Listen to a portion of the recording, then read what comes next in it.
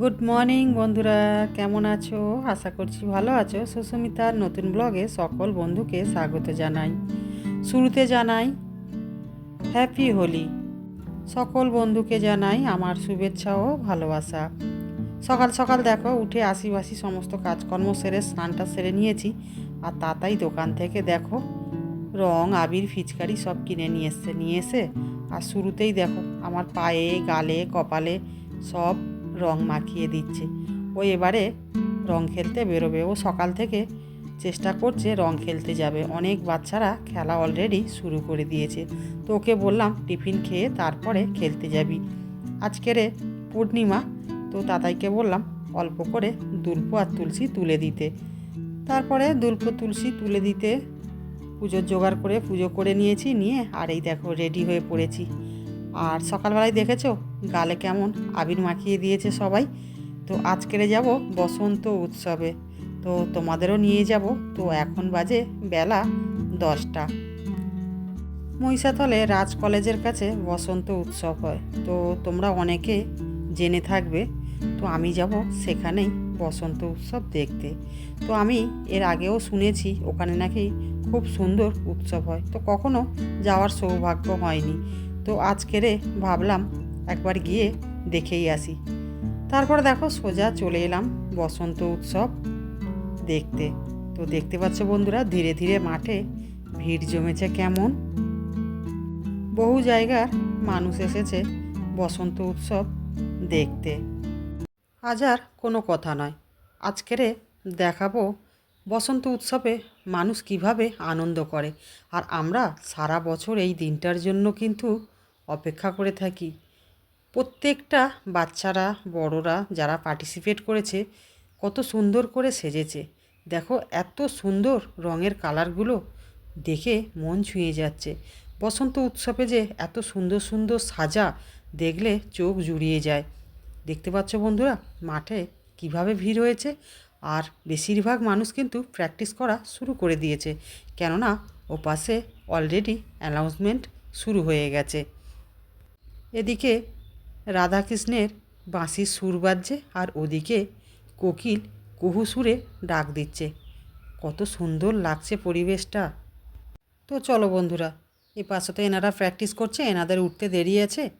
তো ওদিকে তো অ্যানাউন্সমেন্ট করছে আর স্টেজে অলরেডি উঠে গেছে। তো চলো আমরা স্টেজের সামনের দিকে যাই, গিয়ে দেখি নৃত্যকলাগুলো। এই আনন্দকুঞ্জে এসে সমবেত হয়েছে তমলুক থেকে মীনাক্ষী ইনস্টিটিউট অফ ডান্স তাদের সমবেত নৃত্য পরিবেশনের জন্য উপস্থিত।